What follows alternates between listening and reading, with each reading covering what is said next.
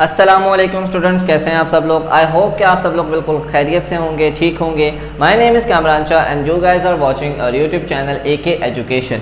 So today we are going to study class 11 chemistry chapter 5 हम लोगों ने start किया हुआ है and the chapter name is state of matter liquid. और आज हम जिस फिजिकल प्रॉपर्टी के बारे में पढ़ने जा रहे हैं लिक्विड की, वो है बॉइलिंग पॉइंट एंड विस्कोसिटी। ठीक है, अब सबसे पहले हम जो है बॉइलिंग पॉइंट के बारे में पढ़ लेते हैं, उसके डेफिनेशन और उसके फैक्टर्स, सारी चीज़ों के बारे में डिस्कस करेंगे और विस्कोसिटी के बारे में डिस्कस करेंगे।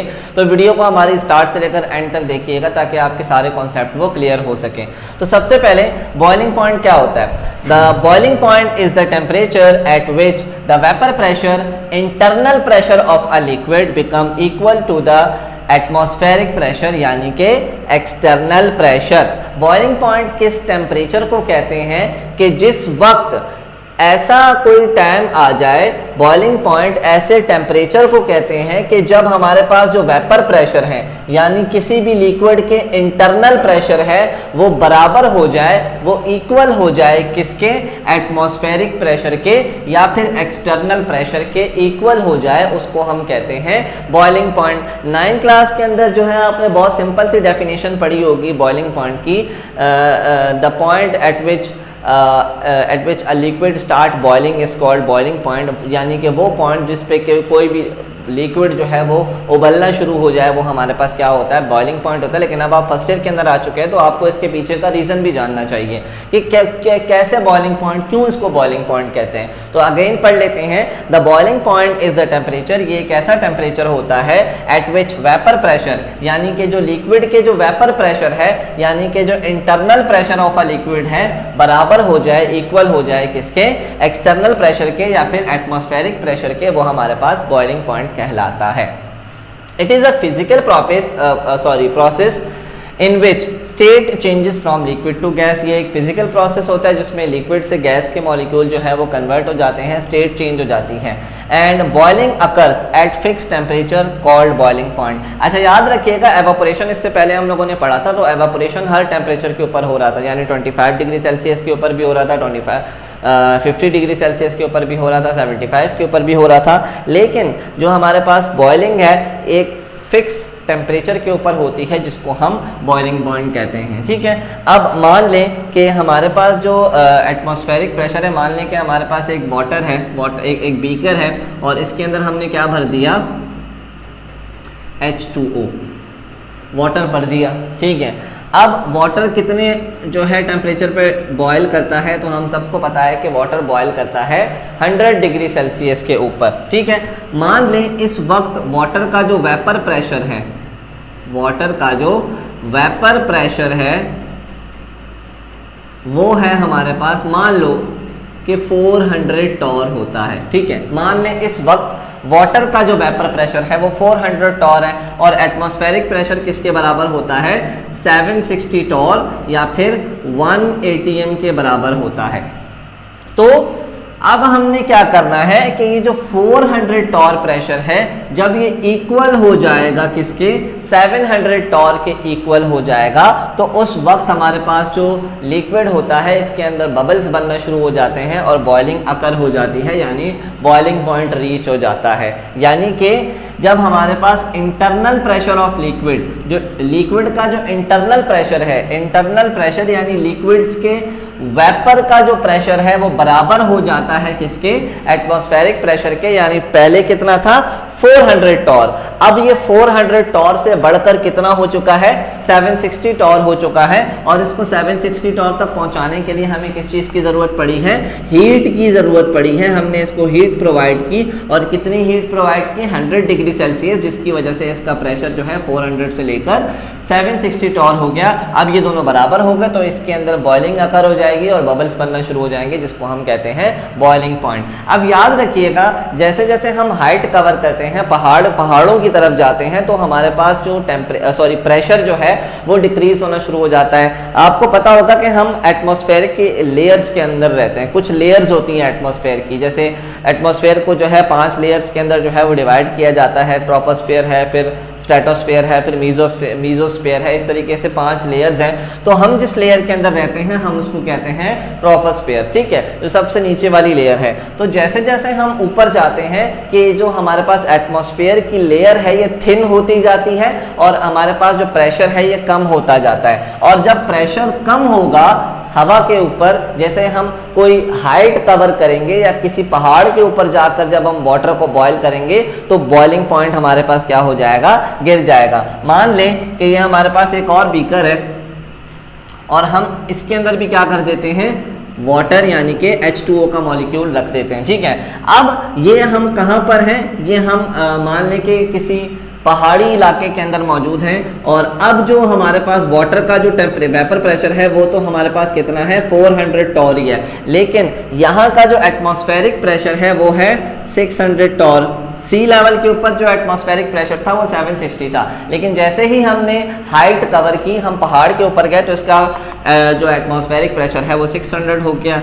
अब हमारे पास पहले वाटर को कितना टेम्परेचर चाहिए था बॉयल होने के लिए, 100 डिग्री सेल्सियस। पहले वाटर के जो वेपर प्रेशर था वो 400 टॉर था, 400 से उसको फासला तय करना था कहाँ तक का, 760 टॉर का। लेकिन अब 400 टॉर जब 600 टॉर के अंदर कन्वर्ट होगा, यानी इन दोनों का प्रेशर बराबर होगा, तो जो है हमारे पास बॉइलिंग अकर हो जाएगी, यानी बॉइलिंग पॉइंट आ जाएगा। यानी पहले अगर 100 डिग्री सेल्सियस पर वाटर जो है वो बॉयल हो रहा था, तो अब हमारे पास वाटर मान लेते हैं वो बॉइलिंग पॉइंट गिर जाएगा और 90 डिग्री सेल्सियस के ऊपर ही जो है वो बॉयल होना शुरू हो जाएगा। अच्छा, ये ऐसा नहीं है कि मैंने जाकर किसी पहाड़ के ऊपर पानी को बॉयल किया है, मैं आपको अज्यूम करके बता रहा हूँ, अज्यूम करके यानी मिसाल के तौर पर आपको समझाने के लिए मैं ये चीज़ बता रहा हूँ, ठीक है। तो जैसे ही हम पहाड़ी किसी इलाके के अंदर जाते हैं, हाइट ज़्यादा होने की वजह से वहाँ पर वेपर जो एटमॉस्फेरिक प्रेशर है ये कम हो जाता है और जब इंटरनल प्रेशर एक्सटर्नल प्रेशर के बराबर आता है तो हमारे पास बॉइलिंग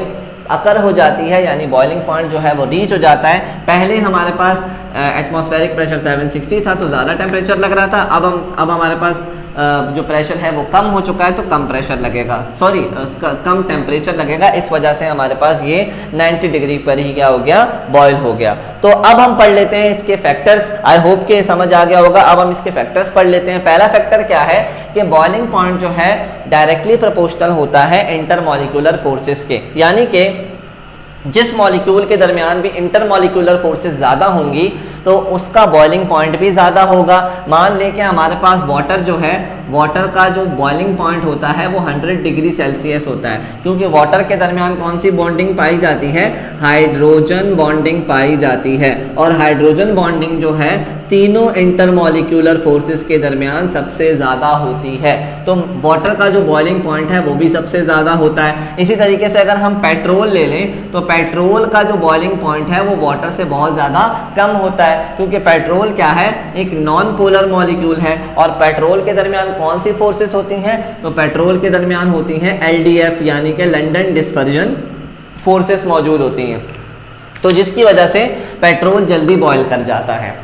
नेक्स्ट फैक्टर क्या है, बॉइलिंग पॉइंट हमारे पास डायरेक्टली प्रोपोर्शनल होता है एटमॉस्फेरिक प्रेशर के, ठीक है, यानी जितना ज़्यादा एटमॉस्फेरिक प्रेशर होगा बॉइलिंग पॉइंट भी उतना ज़्यादा होगा। यानी यहाँ देखें, जैसे एटमॉस्फेरिक प्रेशर 760 टॉर था तो हमें 100 डिग्री सेल्सियस रिक्वायर्ड था बॉइलिंग को जो है वो अकर करवाने के लिए, लेकिन जैसे ही हमारे पास एटमॉस्फेरिक प्रेशर कम हुआ तो अब हमारे पास 90 डिग्री के ऊपर ही वाटर जो है वो बॉयल हो गया। यानी जितना ज़्यादा एटमॉस्फेरिक प्रेशर होगा बॉइलिंग पॉइंट भी उतना ज़्यादा होगा, ठीक है। आई होप कि बॉइलिंग पॉइंट समझ आ गया होगा। अब हम चलते हैं विस्कोसिटी की तरफ। अब विस्कोसिटी क्या है, विस्कोसिटी को उर्दू में लज़ोजियत भी कहते हैं।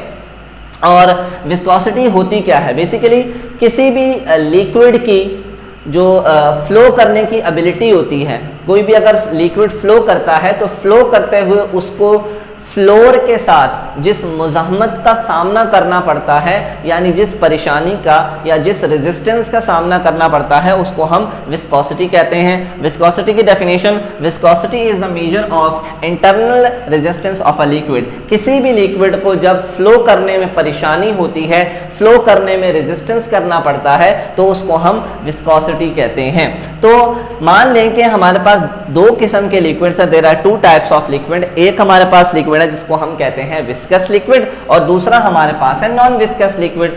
विस्कस लिक्विड में हमारे पास दो लिक्विड आ जाते हैं, एक हमारे पास हम एग्जांपल के तौर पर ले लेते हैं ऑयल, और दूसरा है हमारे पास हनी।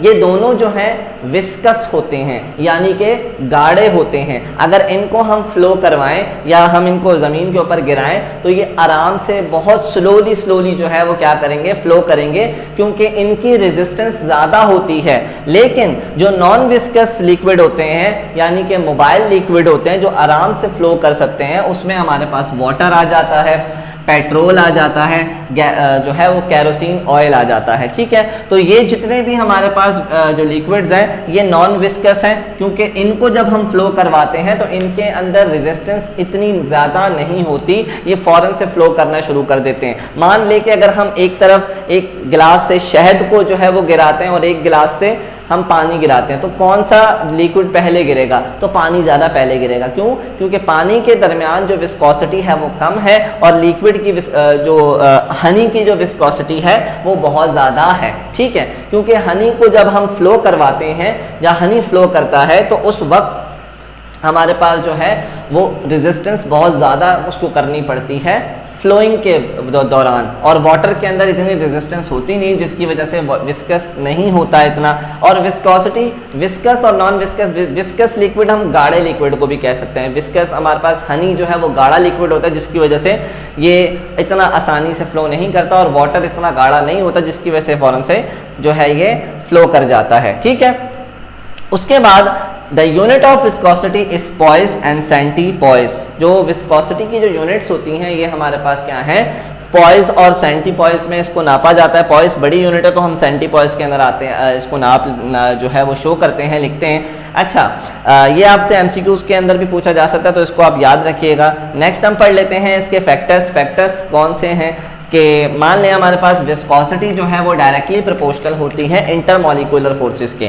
किसी भी मॉलिक्यूल के, किसी भी लिक्विड के दरमियान अगर इंटरमॉलिक्यूलर फोर्सेस ज़्यादा होंगी तो वो ज़्यादा विस्कस होगा, वो और ज़्यादा गाढ़ा होगा। जैसे अगर हम हनी की बात करें या फिर ऑयल की बात करें तो इनके अंदर इंटरमॉलिक्यूलर फोर्सेस वाटर के मुकाबले में या पेट्रोल के मुकाबले में बहुत ज़्यादा होती हैं, जिसकी वजह से ये बहुत ज़्यादा विस्कस होते हैं। तो हमारे पास विस्कोसिटी डायरेक्टली प्रोपोर्शनल होती है किसके, इंटरमॉलिक्यूलर फोर्स के। इसी तरीके से हमारे पास विस्कोसिटी, दूसरा फैक्टर क्या है, विस्कोसिटी हमारे पास इनवर्सली प्रोपोर्शनल होती है किसके, टेम्परेचर के। यानी अगर हम किसी भी लिक्विड का टेम्परेचर अगर हम राइज कर देंगे तो उसकी विस्कोसिटी में क्या आ जाएगा, कमी आ जाएगी। जैसे हनी है, हनी को जब हम जो शहद है, शहद को जब हम फ्रिज में रखते हैं, यानी उसका टेम्परेचर नीचे गिरता है तो उसकी विस्कोसिटी और बढ़ जाती है। हनी ऑलरेडी बहुत ज़्यादा विस्कस होता है, शहद जो होता है बहुत ज़्यादा विस्कस होता है, गाढ़ा होता है, लेकिन जैसे ही हम उसको फ्रिज के अंदर रखते हैं तो टेम्परेचर डाउन हुआ। जब टेम्परेचर डाउन होता है तो उसकी विस्कोसिटी में और भी इजाफा हो जाता है, तो वो और मुश्किल से जो है और रेजिस्टेंस शो करता है फ्लो करने में। लेकिन जैसे ही हम उसको निकाल कर बाहर रखते हैं या थोड़ी सी हीट देते हैं, उसकी विस्कोसिटी क्या हो जाती है, जो है थोड़ी सी कम हो जाती है। पहले टेम्परेचर डाउन करने की वजह से उसकी विस्कोसिटी और बढ़ गई, बहुत ज़्यादा वो विस्कस हो गया, गाढ़ा हो गया, उसको और फ्लो करने में मसला हो रहा है। लेकिन जैसे ही हमने निकाल कर उसका टेम्परेचर थोड़ा सा हाई किया तो विस्कोसिटी क्या हुई, आहिस्ता आहिस्ता आहिस्ता डाउन हो गई। अब जब हम उसको फ्लो करवाएंगे तो पहले के मुकाबले थोड़ा सा जल्दी वो फ्लो करेगा, रेजिस्टेंस कम शो करेगा। नेक्स्ट है हमारे पास viscosity is directly proportional to the size of molecule. यानी किसी भी मॉलिक्यूल का साइज अगर बड़ा होगा तो उसकी विस्कोसिटी ज़्यादा होगी, क्योंकि बड़े साइज के मॉलिक्यूल आपस में जो है वो टेंगल्ड अप हो जाते हैं, आपस में उलझ जाते हैं, जिसकी वजह से विस्कोसिटी बढ़ जाती है। किसी भी मॉलिक्यूल का अगर साइज बड़ा होगा तो विस्कोसिटी बढ़ जाएगी, और अगर मॉलिक्यूल का साइज जो है वो छोटा होगा तो विस्कोसिटी कम हो जाएगी। बहुत सिंपल से टॉपिक है, बॉइलिंग पॉइंट भी और विस्कोसिटी भी। आई होप कि आपको ये समझ आ गए होंगे। अगर इससे रिलेटेड कोई भी क्वेश्चन है, कोई भी क्यूरी है, तो लाजमी आप हमसे कमेंट सेक्शन के अंदर पूछ सकते हैं। नेक्स्ट वीडियो के अंदर हम इसकी अदर जो है वो प्रॉपर्टीज़ के बारे में डिस्कशन करेंगे। तब तक के लिए अपना बहुत सारा ख्याल रखिएगा। अल्लाह हाफिज़। चेक करें आप। अब नहीं हो तो